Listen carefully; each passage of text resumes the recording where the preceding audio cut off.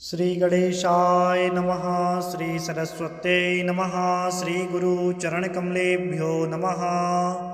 शशंखचक्रं सकरीटकुण्डलं सपीतवस्त्रं सहसेरुहेक्षणं सहारवक्षस्थलकौस्तुभश्रियं नमामि विष्णुं शीर्षां चतुर्भुजं विष्णवे नमः। अथ चैत्र मास कृष्ण पक्ष पाप मोचनी एकादशी महात्म्य। युधिष्ठिर ने पूछा, भगवान, फाल्गुन शुक्ल पक्ष की आमल की एकादशी का महात्म्य मैंने सुना, अब चैत्र कृष्ण पक्ष की एकादशी का नाम क्या है, यह बात बताने की कृपा करें। भगवान श्री कृष्ण बोले, राजेंद्र सुनो, मैं इस विषय में एक पापनाशक उपाख्यान कहूँगा जिसे चक्रवर्ती नरेश मानधाता के पूछने पर महर्षि लोमश ने कहा था। मानधाता बोले, भगवान, मैं लोगों की हित की इच्छा से यह सुनना चाहता हूँ कि चैत्र मास के कृष्ण पक्ष में किस नाम की एकादशी होती है, उसकी विधि क्या है और किस फल की प्राप्ति होती है, कृपया ये सब बताएं। लोमश जी ने कहा, हे नृपश्रेष्ठ, पूर्व काल की बात है, अप्सराओं से सेवित चैत्र रथ नामक वन में, जहाँ गंधर्वों की कन्याएं अपने किंकरों के साथ बाजे बजाते हुए विहार करती हैं, मंजू घोषा नामक अप्सरा मुनिवर मेधावी को मोहित करने के लिए गई। वे महर्षि उसी वन में रहकर ब्रह्मचर्य का पालन करते थे।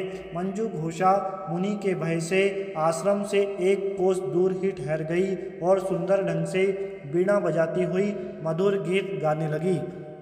मुनि श्रेष्ठ मेधावी घूमते हुए उधर जा निकले और उस सुंदरी अप्सरा को इस प्रकार गान करते देख सेना सहित कामदेव से परास्त होकर बरबस होकर मोह के वशीभूत हो गए। मुनि की ऐसी अवस्था देख मंजू घोषा उनके समीप आई और वीणा नीचे रखकर उनका आलिंगन करने लगी। मेधावी भी उनके साथ रमण करने लगे। कामवश रमण करते हुए उन्हें रात और दिन का भी भान नहीं रहा। इस प्रकार मुनि जनोचित सदाचार लोप करके अप्सरा के साथ रमण करते हुए उन्हें बहुत दिन व्यतीत हो गए। मंजू घोषा देवलोक में जाने को तैयार हुई। जाते समय उसने मुनिश्रेष्ठ मेधावी से कहा, ब्राह्मण, अब मुझे अपने देश जाने की आज्ञा दीजिए। मेधावी बोले, देवी, जब तक सवेरे की संध्या न हो जाए तब तक मेरे ही पास ठहरो। अप्सरा ने कहा, विप्रवर, अब तक न जाने कितनी संध्या चली गई, मुझ पर कृपा करके बीते हुए समय का विचार तो करिए। लोमश जी कहते हैं, राजन, अप्सरा की बात सुनकर मेधावी के नेत्र आश्चर्य से चकित हो उठे। उस समय उन्होंने बीते हुए समय का हिसाब लगाया तो उन्हें मालूम हुआ कि उनके साथ रहते 57 वर्ष हो गए। तो अपनी तपस्या का विनाश करने वाली जानकर मुनि को उस पर बड़ा क्रोध हुआ। उन्होंने शाप देते हुए कहा, हे पापनी, तू पिशाची हो जा। मुनि के शाप से दग्ध होकर वह विनय से नतमस्तक होकर बोली, हे विप्रवर, मेरे शाप का उद्धार कीजिए। 7 वाक्य बोलने या 7 पद साथ साथ चलने मात्र से ही सत्पुरुषों के साथ मैत्री हो जाती है।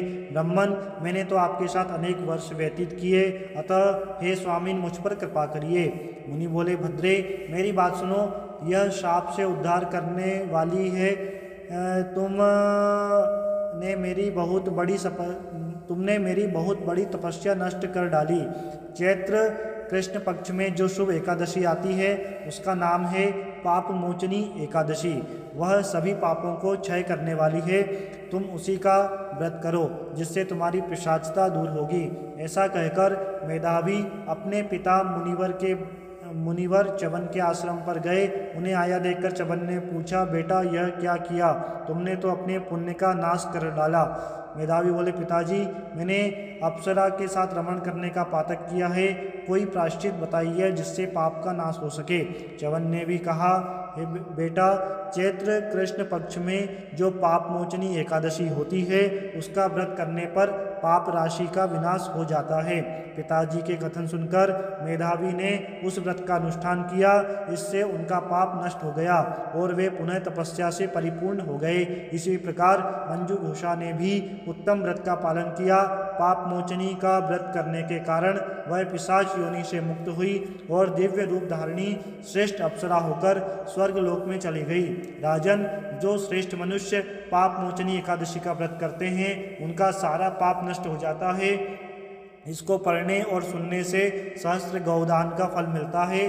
ब्रह्म हत्या, स्वर्ण की चोरी, सुरापान, गुरुपत्नी गमन करने वाले महापातकी भी इस व्रत के करने से मुक्त हो जाते हैं। यह व्रत बहुत ही पुण्यमय है। बोलिए विष्णु भगवान की जय।